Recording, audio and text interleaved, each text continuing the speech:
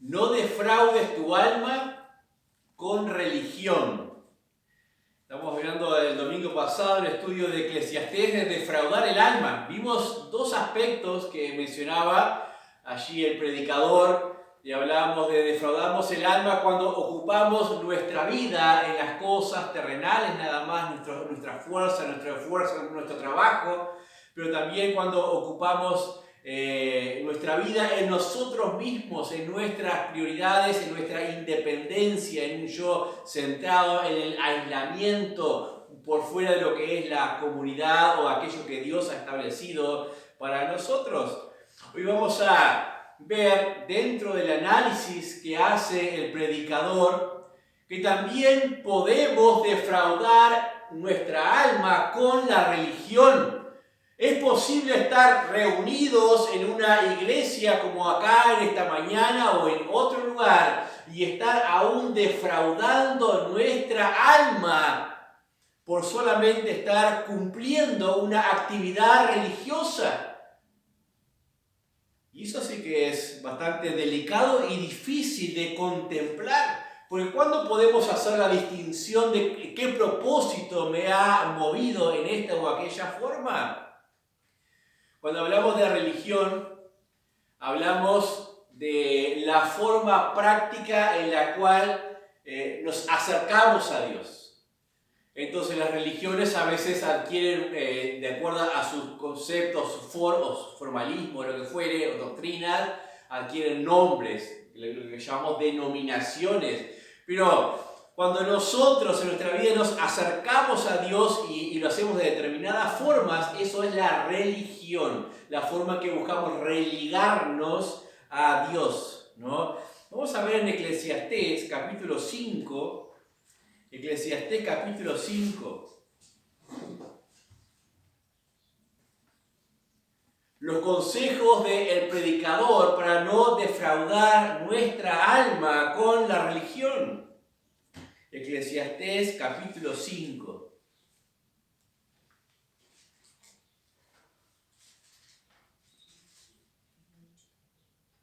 Capítulo 5, vamos a leer los primeros versículos, 1 al 7 nada más. Dice así: cuando fueres a la casa de Dios, guarda tu pie y acércate más para oír que para ofrecer el sacrificio de los necios, porque no saben que hacen mal. No te des prisa con tu boca, ni tu corazón se apresura a proferir palabra delante de Dios, porque Dios está en el cielo y tú sobre la tierra. Por tanto, sean pocas tus palabras. Porque de la mucha ocupación viene el sueño y de la multitud de las palabras la voz del necio. Cuando a Dios haces promesas, no tardes en cumplirla, porque Él no se complace en los insensatos. Cumple lo que prometes. Mejor es que no prometas y no que prometas y no cumplas. No dejes que tu boca te haga pecar, ni digas delante del ángel que fue ignorancia. ¿Por qué harás que Dios se enoje a causa de tu voz y que destruya la obra de tus manos? Donde abundan los sueños, también abundan las vanidades y las muchas palabras, mas tú teme a Dios. Interesante, dice acá, cuando fueres a la casa de Dios. Vamos a notar que esta reflexión que hace el predicador y que busca para nosotros es diferente a lo que hemos visto hasta ahora y es diferente a los consejos en el resto del libro. ¿Y por qué digo eso? Porque si notamos bien, en todos los otros consejos dice, he visto, debajo de eso, he visto. Pero acá no dice he visto. ¿Por qué no dice he visto? Porque toda apreciación de lo que sucede entre la fe del hombre y su búsqueda de Dios, toda apreciación exterior es subjetiva. O sea, uno puede observar de afuera y sacar conclusiones, pero jamás puede decir esto es así. En lo que sucede en el corazón, entre el corazón de una persona y Dios, y mucho menos Cuando esta persona se está acercando o entrando a la casa de Dios en busca de adoración, ninguno sería suficiente para juzgar lo que está sucediendo en esa alma en ese momento. Por eso acá lo que hace el predicador es a modo de reflexión, a modo personal, para que cada uno tome en cuenta diferentes aspectos o asuntos a tener en cuenta cuando se acerca a la casa de Dios para buscar a Dios. Obviamente, cuando acá dice la casa de Dios se refiere a ese templo majestuoso que había levantado, en donde se llevaban adelante todos los rituales, los sacrificios, se cumplían las ordenanzas de la ley, todas esas cosas. Había instrucción allí, había adoración, había alabanza, a todo eso se refiere a la casa de Dios. Pero no por eso está diciendo que Dios se pueda sujetar a un recinto. Un recinto no puede contener a Dios en ninguna manera. Por ejemplo, manténgase ahí en Eclesiastés. Yo le voy a leer solamente unos versículos de Juan 4, 21 al 24. El encuentro de Jesús con la samaritana. Dice, Jesús le dijo, mujer, créeme que la hora viene cuando ni en este monte ni en Jerusalén adoraréis al Padre. Vosotros adoráis lo que no sabéis. Nosotros adoramos lo que sabemos, porque la salvación viene de los judíos. Mas la hora viene, y ahora es, cuando los verdaderos adoradores adorarán al Padre en espíritu y en verdad. Porque también el Padre tales adoradores busca que le adoren. Dios es espíritu. Y los que le adoran en espíritu y en verdad es necesario que le adoren. O sea, Dios no se sujeta a un recinto, a paredes. Dice, Dios busca verdaderos adoradores. ¿Qué cosas tenemos en cuenta nosotros cuando nos acercamos a Dios? ¿Qué cosas tenemos en cuenta cuando decimos voy a apartar este tiempo para buscar a Dios? Para adorar a Dios, para congregarme, para reunirme, para hacer lo que Él me está mandando, para ser parte de su iglesia. ¿Qué cosas tengo en cuenta? ¿Sabe que Dios no busca rituales espectaculares? Dios no busca escenarios, pero aún he conocido a aquellos que, no porque esté mal, ¿no?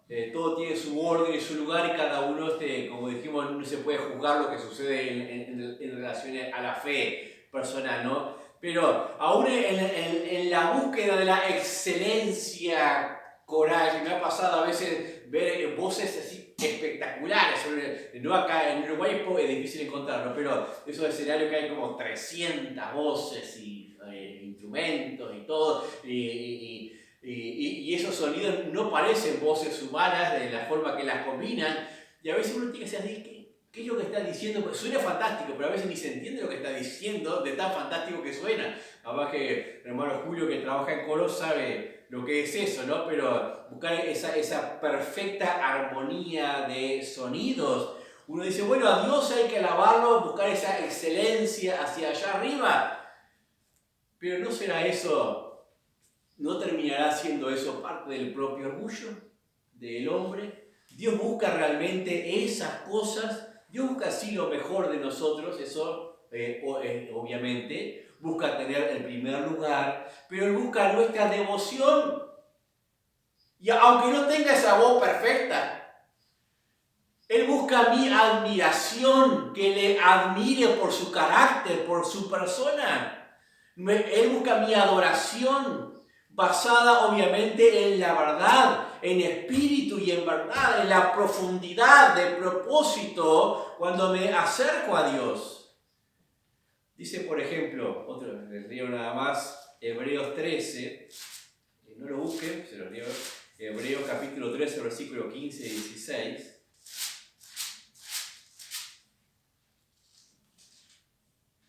Así que ofrezcamos siempre a Dios por medio del sacrificio de alabanza, es decir, fruto de labios que confiesan su nombre. Sacrificio de alabanza no se refiere a la excelencia del canto, sino dice en los labios que están confesando el nombre del Señor Jesucristo, porque están admirados con Él. Dice, y de hacer bien y de la ayuda mutua no os olvidéis, porque los tales sacrificios se agrada a Dios. El versículo 17, no sé por qué está en las Biblias, porque habría que sacarlo de ahí, un poco molesto. Dice, obedeced a vuestros pastores, sujetados a ellos, porque ellos velan por vuestras almas. Yo no sé por qué está ese versículo ahí. Bueno, pero Dios quiere nuestros sacrificios, sí, de labios de alabanza. ¿Saben que defraudamos a Dios? Defraudamos a nuestra alma cuando solamente pretendemos acercarnos y buscar a Dios para cumplir con la hora de religión. Ahí defraudamos nuestra propia alma. Porque Dios no nos está pidiendo eso. No nos pide marcar tarjeta a nosotros. A veces hay quienes solamente van a los templos por asuntos especiales. Por ejemplo, celebraciones X de tal o cual actividad, a esa voy. Porque lo tenemos en otras religiones, por ejemplo, de los santos de aquí, de allá, Domingo de Ramos, cosas por el estilo que no tienen nada que ver absolutamente con Dios. Pero, sin hablar de otros, cuando nosotros nos acercamos a Dios, ¿cuál es el propósito? ¿Qué propósito nos trajo hoy aquí? Realmente era nuestro objetivo adorarle a Él, y vamos a ver otros puntitos allí. Pero dentro de las mismas iglesias fundamentales donde la palabra de Dios se predica correctamente, hay domingos especiales en los cuales hay pastores que se visten de payasos. Por ejemplo, el Día del Niño. O sea, hay casi todas las iglesias, muchas de las que conozco, sucede eso. El Día del Niño ya no hay una reunión donde Dios sea el centro, donde la palabra de Dios sea el centro, sino el niño es el centro. Pero tenemos que ganarla, tenemos que acercarla. El propósito es bueno, pero hacerlo otro día, hacerlo sábado, hacerlo el viernes. Pero ¿por qué quitarle el centro de la adoración a Dios? ¿No tiene sentido? ¿Cuál es el propósito? A veces lo que se ha logrado con eso, no es que tenga muchas canas en la cabeza, pero algunos años nada más, pero lo que se logra con eso, cuando decimos les enganchamos de la infancia presentándole los cultos para ellos, las actividades para ellos, nada más, se desarrollan generaciones de cristianos que solo esperan que la reunión sea para ellos y sea solamente el yo, el centro. Si me gustó, no me gustó es lo importante. Fue lindo, no fue lindo es lo importante. No es cuán dispuesto, cuánto me habló Dios lo importante, sino cómo me sentí yo es lo importante. Y a veces eso lo creamos nosotros, los líderes, desde la primera etapa de los niños cuando los traemos a las iglesias. Pero son cosas para observar nada más, pero que ya nos vamos de tema. No sacrifiques el momento especial para otras cosas, sino mira cuál es el propósito que te lleva a la casa de Dios. Cuando fueres a la casa de Dios, guarda tu pie. Ya tenemos muchos tiempos en nuestra vida para nuestro entretenimiento, ¿o no? Tenemos los niños, los jóvenes tienen muchísimas horas durante toda la semana, durante todo el año para su entretenimiento y tienen mecanismos y ahora tienen mucha hasta tecnología para su entretenimiento. ¿Por qué usar el tiempo de la casa de Dios para su entretenimiento? Vamos a usarlo para Dios, que Dios sea el centro. Miremos los consejos que presenta aquí el predicador. En primer lugar, dice, cuando fueres a la casa de Dios, guarda tu pie. Prepárate. En primer lugar, prepárate. Otra traducción de ese guarda tu pie es, cuida tus pasos cuando vayas a la casa de Dios. Toma conciencia de lo que estás haciendo. Que no sea como ir a visitar al vecino nada más. Algo que simplemente cumplí con lo que tenía que hacer. Guarda tu pie, cuida tus pasos. Pensaba o piensa en un momento, si se te concede la oportunidad de ir a tener una entrevista, una cena particular con el presidente de tu gusto.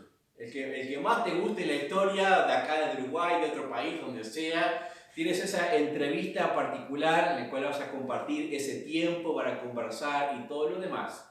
¿Cómo te preparas? Yo no duermo toda la noche pensando en qué voy a decir, qué voy a hacer, cómo voy a presentar, cómo no me voy a presentar y todo lo demás. No llego allí chancleteando, digo, ¿qué onda? ¿Cómo está? ¿Qué hay para comer?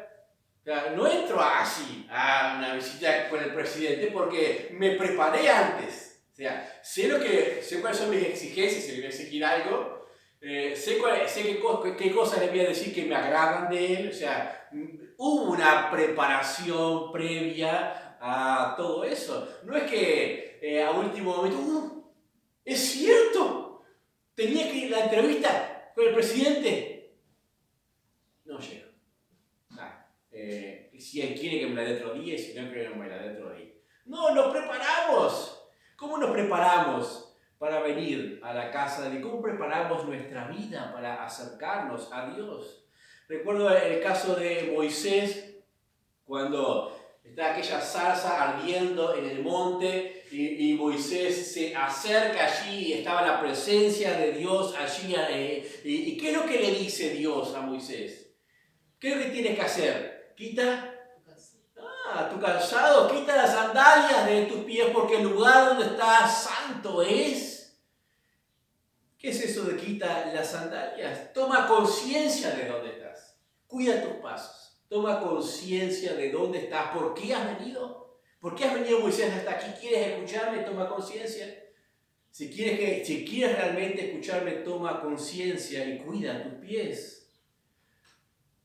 No se confundan. A veces se ha generado también el aspecto tradicional de los monasterios o las catedrales, en los cuales todo es en cuclillas, en silencio, que no huele ni una mosca, ni aquí ni allá, toda esa solemnidad. Eso no es lo que Dios quiere. Miramos los salmos y dice, ven con alegría, con regocijo, con alabanza, con rostros sonrientes, alegres.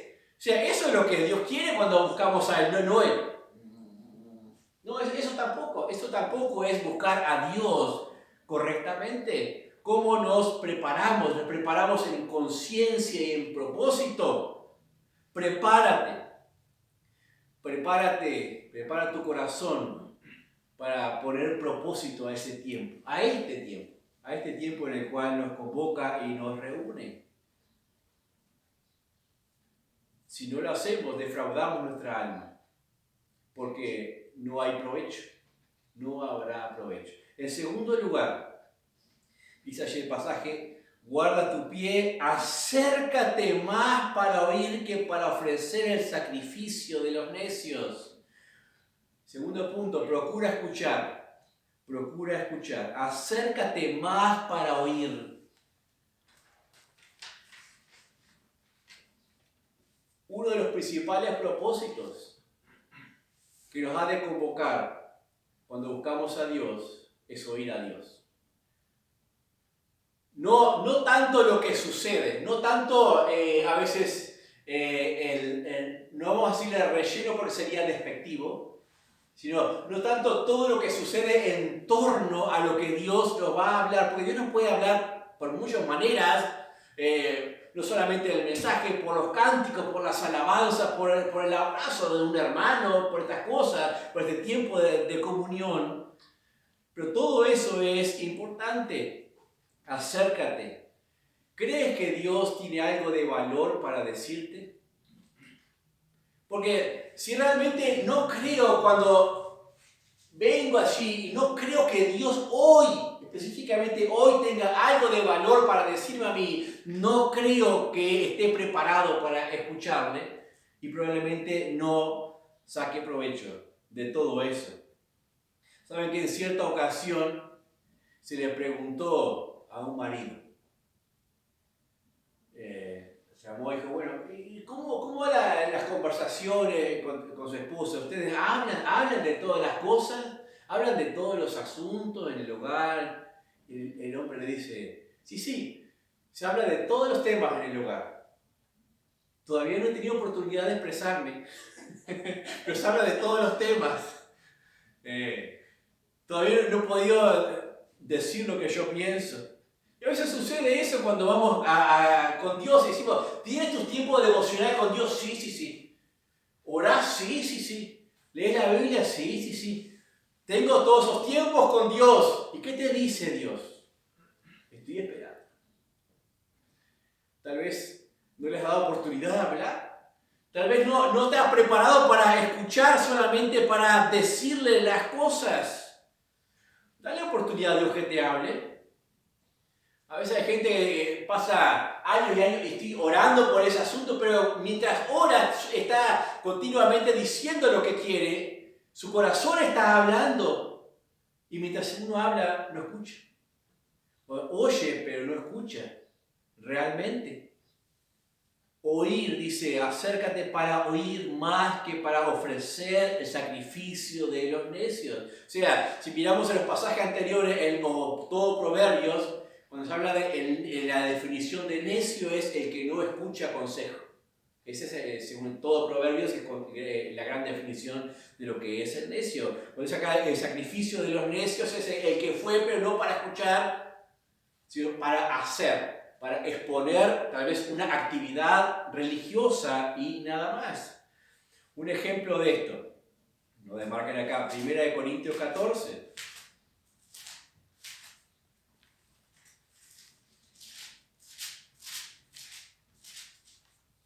1 Corintios 14, versículo 23, 25 dice: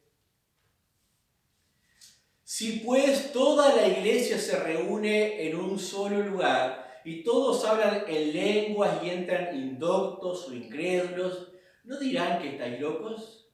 Pero si todos profetizan y entra algún incrédulo o indocto, por todos es convencido.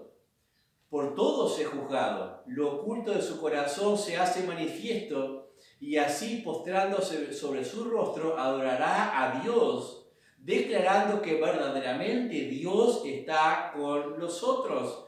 Dice el versículo 1, seguid el amor y procurad los dones espirituales, pero sobre todo que profeticéis. Y el 31 y 32 dice: porque podéis profetizar todos, uno por uno, para que todos aprendan y todos sean exhortados. Y los espíritus de los profetas están sujetos a los profetas, pues Dios no es Dios de confusión, sino de paz. ¿Por qué leo estos versículos? ¿Qué significa profetizar en este pasaje? En primer lugar, destaquemos que puede existir en una congregación, como existían acá, actos religiosos, vistosos, llamativos, aparatosos, que no tengan sentido, que solamente resulten en la defraudación del alma del que lo hace, pero también de aquel que debería estar recibiendo algo de esa actividad, como ese que llega, ese incrédulo o que llega a ser parte de ese tiempo de reunión. Profetizar en este sentido de la Biblia es predicar, exponer la palabra de Dios. Por eso el primer versículo es: procura los dones mejores, profetizar. Pero ¿quiénes podían profetizar realmente? Dice el versículo 31. Porque podéis profetizar todos, uno por uno, para que todos aprendan. O sea, el propósito de la predicación, la exposición, la profetización en este caso es que haya un aprendizaje. Entonces lo que se dice es una enseñanza. Y todos sean exhortados. Tampoco es una enseñanza, digamos, parcial, sino imparcial. Y la única enseñanza imparcial que llega a todos y de diferentes maneras en el mismo tiempo es la palabra de Dios, no la apreciación personal de uno o de otro. Aún en el versículo 25 dice, lo oculto de su corazón se hace manifiesto, así postrando sobre su rostro adorará a Dios. El cometido de esa predicación o exposición es llevar a la gente a conocer más a Dios, que la gente reconozca a Dios y se postre delante de Él. Ese es el propósito y real cometido, no el acto religioso en sí mismo.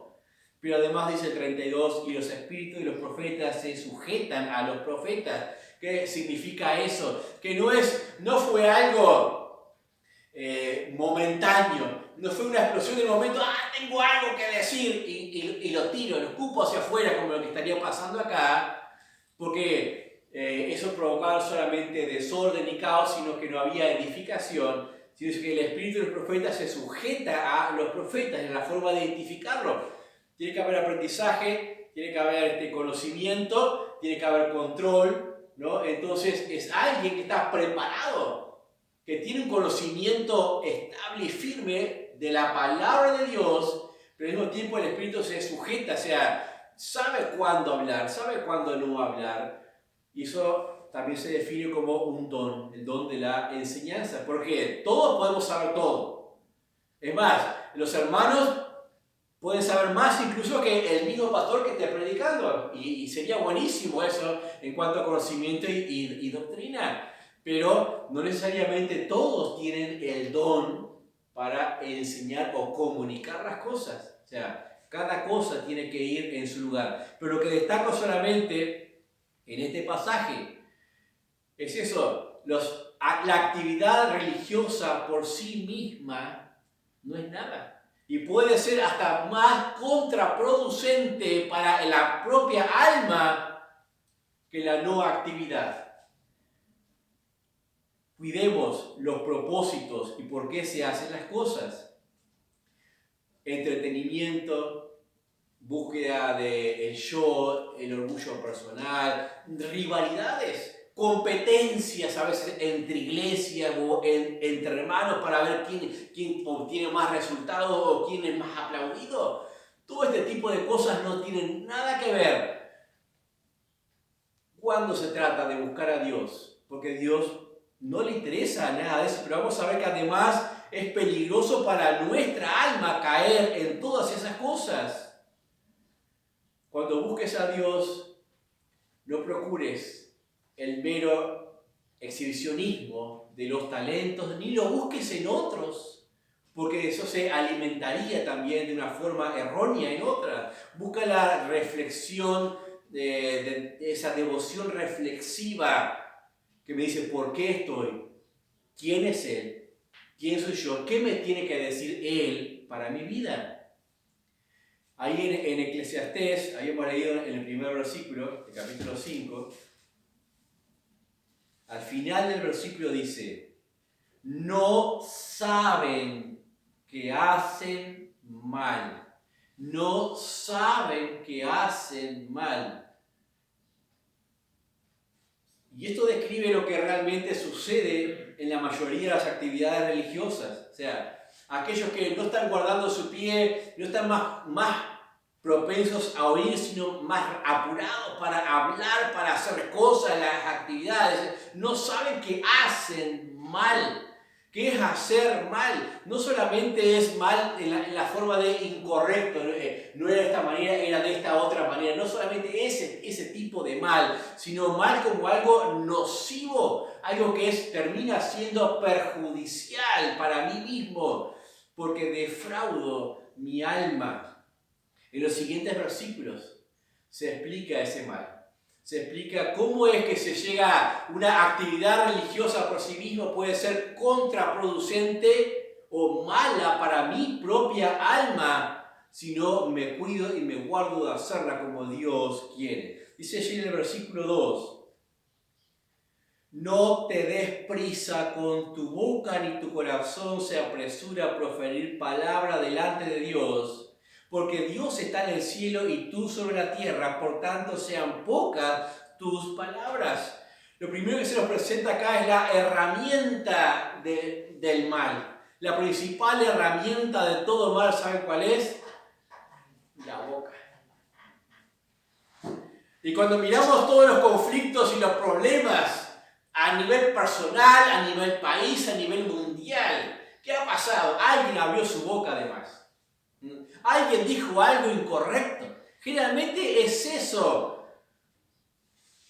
No te des prisa. Tenemos todos los días para equivocarnos, todas las horas, a cada rato, para equivocarnos continuamente en lo que decimos, en lo que hablamos, en lo que opinamos, de todos los asuntos, de todos los temas. Pero cuando vayas a buscar a Dios, no te apures. No te des prisa con tu boca. Ponle un freno. Ponle un freno a tu boca. Ustedes me dirán, no, ponerte un freno así es más corto el mensaje. El freno de mano se me rompió ahí, así que no, es difícil. Pero mientras la boca habla, el oído puede oír pero no escuchar. Les ha pasado en esas conversaciones que están los dos hablando al mismo tiempo. Escuchamos lo que nos está diciendo, oímos, pero no escuchamos en realidad, porque seguimos todavía nosotros hablando. A veces hacemos eso en nuestra relación con Dios. Pero no solamente eso. Dice acá, ni tu corazón se apresura a proferir palabra delante de Dios. ¿Cómo que el corazón profiere palabra delante de Dios? Si yo hablo y oro con mi labio, con mi boca, aún con mi mente, pero mi corazón, el corazón desea. Y son justamente esos impulsos de nuestro corazón, a veces el centro de mi comunicación con Dios. Estoy diciendo una cosa con mi boca, y con mi corazón estoy a veces diciendo otra. Con mi boca puedo expresar audiblemente lo que quiero que se escuche, pero con mi corazón estar deseando ya otra cosa. Entonces Dios escucha eso también. No solamente lo que dice mi boca, Dios escucha también lo que está diciendo mi corazón. Si realmente hay mucha actividad tal vez sincera de corazón en nuestra relación con Dios, en nuestra forma de religión con Dios, y eso no se puede juzgar, porque realmente de corazón podemos estar haciendo sinceramente las cosas, pero el asunto es, ¿quién realmente está siendo el centro de ese corazón? No negamos que se hagan de corazón, pero sí cuestionamos el propósito a veces. ¿Soy yo el propósito? ¿Es mi voluntad? ¿Es lo que yo quiero, mis emociones? ¿O es lo que realmente Dios quiere decirme? Entonces, ¿cómo aprendo a hacer silencio? Silencio, aún en el corazón es difícil. Lleva mucha práctica y ejercicios poder hacer ese silencio en el corazón para saber escuchar realmente lo que Dios me tiene que decir. A veces, como le ponemos plazo, la oración o el tiempo devocional, lo que sea, decimos, si no me respondió en ese momento, asumo que lo que yo le pedí es lo correcto, o lo que Dios no me lo quitó, así que lo que yo ya estoy pensando es lo que debo hacer. Y a veces seguimos adelante con nuestra vida, pero nunca le dimos la oportunidad de hablar. Pero ahí también dice, no te des prisa con tu boca, ni tu corazón se apresure a proferir palabra delante de Dios, porque Dios está en el cielo y tú en la tierra, por tanto sean pocas tus palabras. Votos a la ligera. ¿Le has hecho alguna vez algún voto a la ligera a Dios? Capaz que yo sí. En un momento en el cual realmente entendemos un campamento, una cosa así, o lo que fuere, decimos, Dios, ahora sí que lo entendí, mi vida es absolutamente tuya. Realmente voy a hacer lo que tú me digas que haga. Eso es un lindo voto, ¿no? ¿Quién lo hace? ¿No hacemos lo que nosotros queremos? Y a veces decimos, lo que yo quiero es también lo que Dios quiere, ya está, lo arreglamos así. Lo unimos de esa manera. Dios está en el cielo. ¿Nosotros dónde estamos? ¿En el cielo también? No. Nosotros estamos en la tierra. ¿Qué significa Dios está en el cielo y nosotros en la tierra? Significa que hay diferencias de perspectivas hay diferencias enormes de percepciones, no tanto no habla de distancia, sino de percepciones y perspectivas de lo que es realmente bueno. Hay mucha diferencia. Dios está allá, nosotros estamos acá. Entonces no podemos igualarnos nuestros pensamientos a los de Él y pensar que nuestros pensamientos estén a la altura del pensamiento de Dios como para decir lo que yo pensé es lo que Dios quiere que yo haga, que es lo que generalmente solemos hacer. Dios oye, ve lo invisible. Dios conoce todas las cosas, las que son, las que eran, las que son y las que han de ser, también ya las conoce. Y eso es porque Dios es Dios y nosotros somos barro. Nosotros somos barro en sus manos. O sea, al abrir la boca, no debemos olvidarnos de hacerlo con humildad. No con suficiencia, ni autosuficiencia, sino con humildad, porque Él es Dios y Él es el que está en los cielos. Hay un pasaje lindo, ya lo conocemos, igual se lo voy a citar nada más, de Isaías 6, los primeros 5 versículos. Isaías 6 dice: en el año que murió el rey Usías, vi yo al Señor sentado sobre un trono alto y sublime, y sus faldas llenaban el templo. Por encima de él había serafines, cada uno tenía 6 alas, con 2 cubrían sus rostros, con 2 cubrían sus pies y con 2 volaban. Y el uno al otro daba voces diciendo: Santo, Santo, Santo, Jehová de los ejércitos, toda la tierra está llena de tu gloria. Y los quiciales de las puertas se estremecían con la voz del que clamaba, y la casa se llenó de humo. Entonces dije: ¡ay de mí, que soy muerto! Porque siendo hombre de inmundos labios y habitando en medio de pueblo que tiene labios inmundos, han visto mis ojos al Rey, Jehová de los ejércitos. ¿Qué destaco en este pasaje? Ahí estaba el profeta en la casa de Dios, en la hora de la oración, se iba acercando a Dios, estaba cuidando sus pies, cuidando sus labios, todo, y tiene aquella visión majestuosa de la gloria de Dios en su santidad, en su templo. Pero quiero notar solamente, ¿qué es lo que le preocupa de su vida? A ver, ¿alguien se dio cuenta? ¿Qué es lo que ve mal ahí? Los labios, la boca, la voz, lo que dice. Los labios. ¿No le preocupan las acciones? Porque era un hombre que andaba delante de Dios en sus acciones. Era un hombre que servía a Dios y estaba en la casa de Dios. Le preocupaban sus labios, lo que podía decir. Porque dice: mis labios son inmundos, no porque dijera palabrotas o palabras feas, sino porque lo que expresara con sus labios jamás podrían de alguna manera llegar a la altura de esa santidad, de esa majestuosidad. Y cuando entendió eso, dijo: ¿y yo qué estoy diciendo? ¿Que entiendo eso? Mis labios son inmundos al pretender decir inclusive que lo entiendo.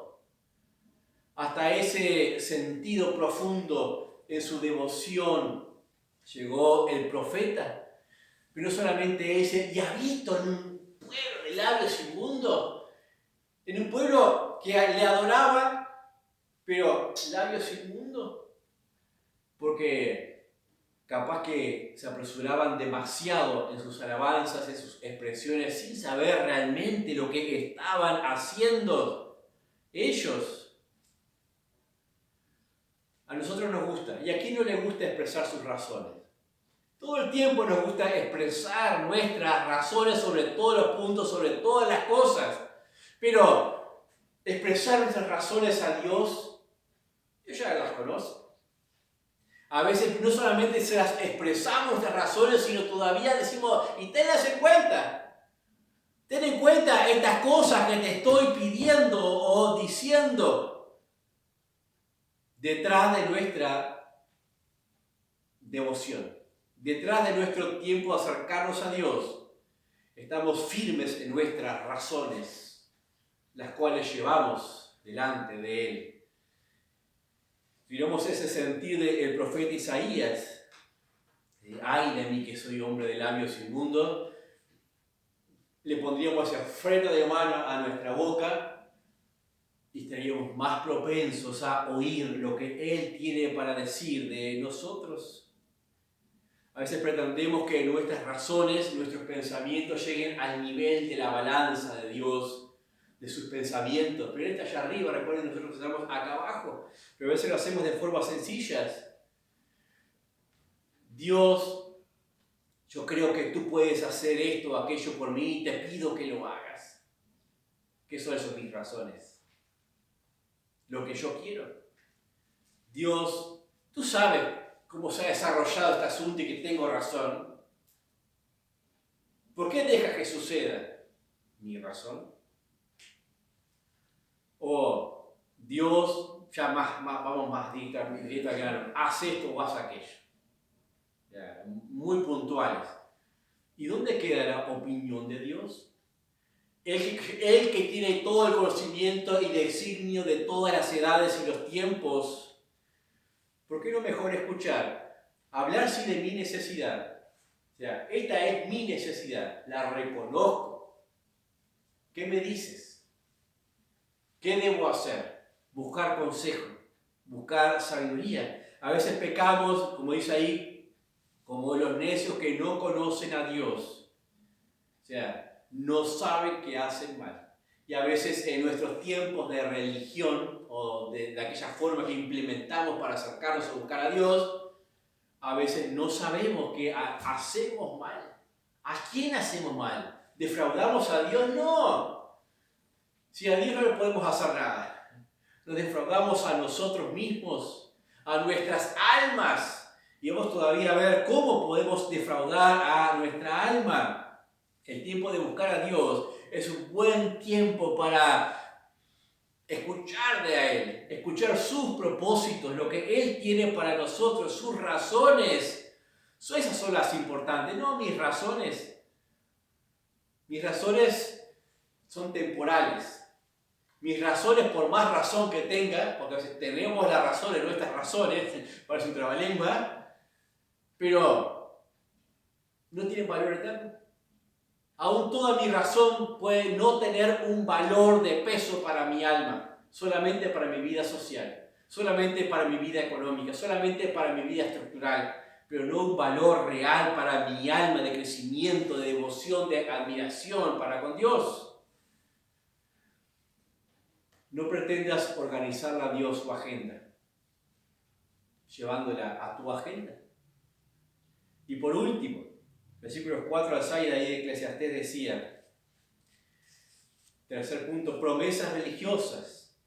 Cuando a Dios haces promesas, no tardes en cumplirla, porque Él no se complace en los insensatos. Cumple lo que prometes. Mejor es que no prometas y no que prometas y no cumplas. No dejes que tu boca te haga pecar, ni digas delante del ángel que fue ignorancia.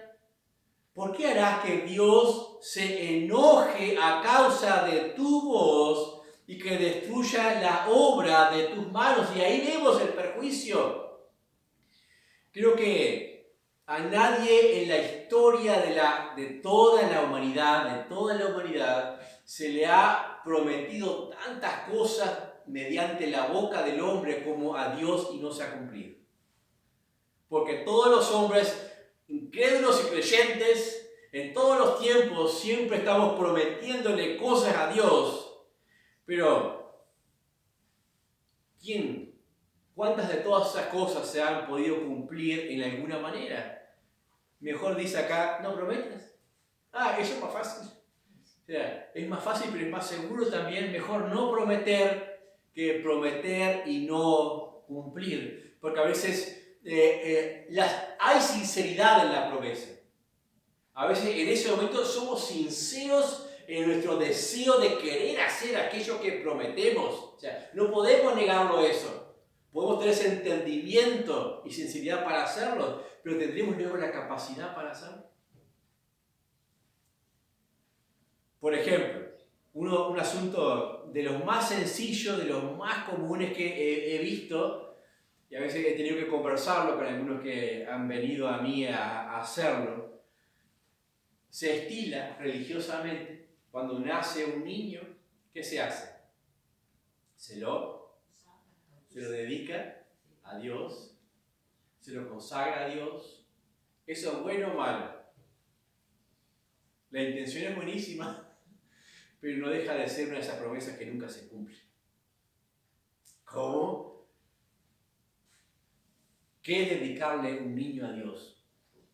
Es decir, que yo me comprometo 100% a que todo lo que decida sobre ese niño, todo lo que planifique, todo lo que disponga, todo mi esfuerzo va a ser para que ese niño solamente crezca en la devoción hacia Dios, en el servicio a Dios y en el conocimiento de Dios.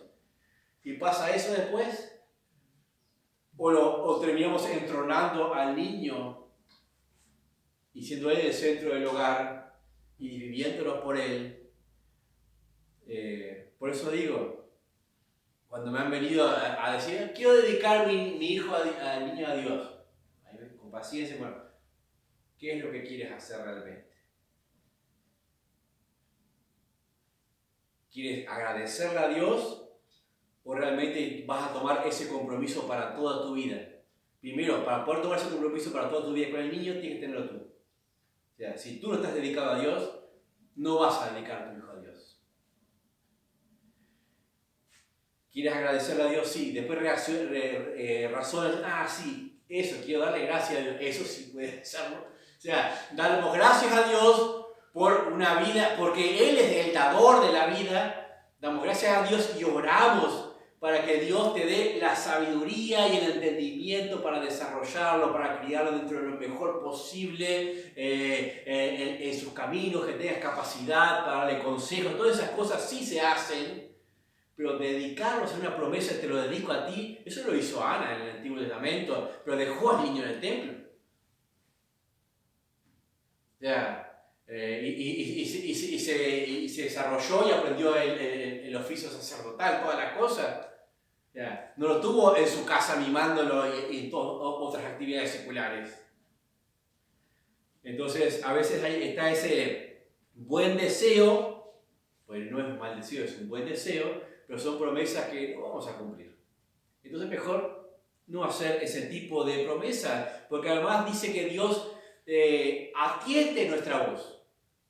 Dios escucha y para Dios toma en cuenta todas las cosas que estamos diciendo y los pensamientos los toma en cuenta. Por ejemplo, si yo hablo de la salvación, Romanos 10:9, que si confesares con tu boca que Jesús es el Señor y creyeres en tu corazón que Dios le levantó de los muertos, serás salvo.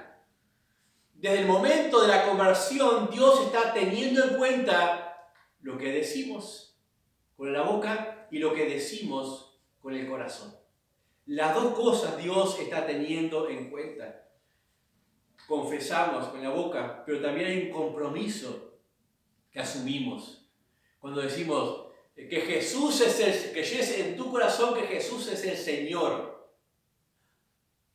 Eso es un compromiso de decir, yo ahora me coloco debajo de su señoría. Es una promesa. Dios la toma en cuenta. Nos da la salvación cuando sucedieron estas dos cosas. Y gracias a Dios que las toma en cuenta, porque nos salva, porque las toma en cuenta. Si Dios tomara en poco nuestra confesión, nuestras palabras de nuestro corazón, nuestra boca, no sería muy segura nuestra salvación, pero como sí la tiene en cuenta y hacemos estas cosas, Dios sí nos da la salvación. Lo que decimos llega a traspasar los mismos cielos, hasta el mismo lugar santísimo, hacia el mismo trono de la gracia de Dios a través de Jesucristo. Dice ahí leíamos el versículo 6, no dejes que tu boca te haga pecar, ni digas delante del ángel que fue ignorancia. ¿Por qué harás que Dios se enoje a causa de tu voz y que destruya la obra de tus manos? ¿Dios se enoja? ¿Qué estamos leyendo acá? A causa de la voz, pero si no dije, pero yo no lo sabía, no sabía que era tan así eso. a causa de tu ignorancia. ¿Quién es el que recibe el perjuicio y destruye la obra de tus manos? No va a haber fruto, no va a haber beneficio espiritual, no va a haber crecimiento. Toda esa actividad religiosa va a ser nada en realidad. No defraudes a tu vida y tus esfuerzos con las cosas que salen de tu voz. Mejor, tranquilo. Mejor poco bueno que mucho vacío delante de Dios. Hay un ejemplo más. Se los leo también en Mateo 6. 5 y 7 dice: y cuando ores, no seas como los hipócritas, porque ellos aman el orar en pie en las sinagogas y en las esquinas de las calles para ser vistos de los hombres. De cierto os digo que ya tienen su recompensa. Mas tú cuando ores, entra en tu aposento y cerrada la puerta, ora a tu Padre que está en el cielo, y tu Padre que ve en los secretos te recompensará en público. Y orando no uses vanas repeticiones, como los gentiles que piensan que por su palabrería serán oídos. Interesante, cuando Jesús habla de la oración, pero habla de la actividad religiosa. Dice, los hipócritas aman esa actividad exponencial para ser vistos. La apariencia de la religiosidad, dice, para Dios es una hipocresía, porque no hay dentro del principal propósito, no está siendo Dios el objetivo, no está siendo la admiración y la adoración de Él, sino mi exposición. Pero aún dice, cuando lo hagas en secreto, no uses vanas repeticiones. A veces los gentiles piensan que por su palabrería serán oídos. O sea, es común que el gentil para el ídolo utilizara esas repeticiones, así como María, hablándole a María, hablándole a San Expedito, esas oraciones resumidas en algún párrafo que se repite, 10 veces una, 15 otra, no sé cuánta otra, y ya voy a ser oído por eso. No, dice Dios, eso no sirve. Eso es solamente religiosidad vacía y te hace mal a ti mismo. En conclusión, ¿cuántos pecados cometemos con nuestra boca contra nosotros mismos? Ni hablar contra otros, ¿no? Pero eso no nos vamos a decir. Eso no vamos a dejar guardaditos.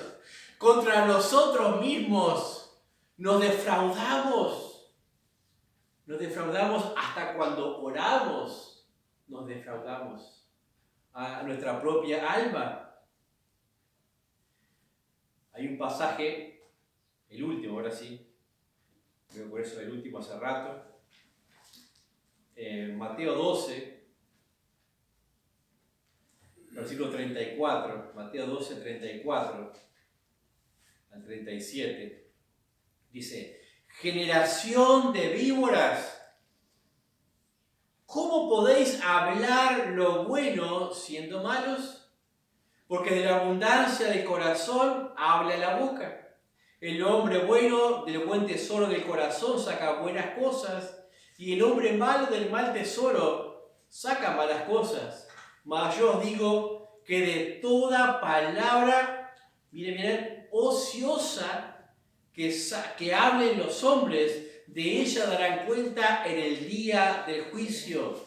Porque por tu palabra serás justificado y por tu palabra serás condenado. Pero yo pensé que era por los delitos, otros delitos, otras cosas más graves, por adulterio, fornicación, robos, homicidios. ¿Qué dice acá? ¿Por qué seremos juzgados, justificados o condenados? Por las palabras. ¿Quién se salva?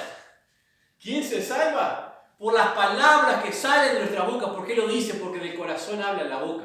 En realidad, lo que salió de la boca, las palabras, en realidad es lo que ha estado en el corazón. La maldad ha estado allí ya en el corazón. Entonces decimos hoy día mejor no hablar. Solamente mandar un mensaje de texto. Ahí no usamos la boca. Dios, tú dijiste las palabras que salgan de la boca. Es lo mismo. Es la forma que tenemos hoy de hablar, ¿no? Hablamos por mensajes, hablamos por estados, hablamos por publicaciones. Todas esas cosas que salen de nosotros, ¿de dónde han salido? De nuestro corazón. Dios nos juzgará por todas las cosas, esas cosas, no solamente ahora por las que pronunciamos, porque si no nos cortamos la lengua y ya está. Solucionado el problema, nos vamos al cielo garantido. Pero hay muchas expresiones que salen de nosotros. Pero como decía Eclesiastés allí en el versículo 6, no digas delante del ángel, fue por ignorancia. Yo no sabía que era así. Yo pensaba que era lo otro. No matarás, no darás falso testimonio, no hurtarás. Yo pensaba que era eso. No todo eso otro también importante. No lo dejes. No digas perdón. Fue sin querer queriendo. Como decía el chavo. No lo dije por decir. Vos sabés que no es así. No te excuses. Cada uno es responsable de sus palabras delante de Dios. Decía el versículo 7 de Eclesiastés, donde abundan los sueños, también abundan las vanidades. Y las muchas palabras, mas tú teme a Dios. Dice, donde abundan los sueños, abundan también las muchas palabras. Hay mucho hay mucho que decir, mucho que opinar, mucho que proyectar. ¿Cuál es el real consejo? Teme a Dios. Teme a Dios. Cuando te acerques a Dios, teme a Dios. No estés tan centrado en ti mismo. Teme a Dios absolutamente. Y estoy seguro que a alguna hora estará propenso a decir, bueno, prometo que voy a cuidar más mis palabras. No prometo. Solamente teme a Dios y que eso sea suficiente. Vamos a dejar aquí, el siguiente domingo continuamos con el capítulo 5 de Eclesiastés. Vamos a orar. Padre, damos gracias en esta hora, Señor, por tu palabra preciosa que nos ha desafiado. Te pido, Dios, que nos ayudes a tener entendimiento sobre nosotros mismos, sobre nuestras palabras, sobre nuestro corazón, sobre nuestras intenciones. Padre, que realmente podamos tener esa sensibilidad como el profeta Isaías, de ese entendimiento de tu grandeza, de tu magnificencia, de tu santidad, oh Dios, y ahí disponer nuestras vidas en humildad, Señor. Queremos realmente honrarte, queremos alabarte y queremos hacerlo de una forma buena, de una forma que a ti te agrade. Padre, guárdanos, te pedimos en el nombre del Señor Jesús. Amén.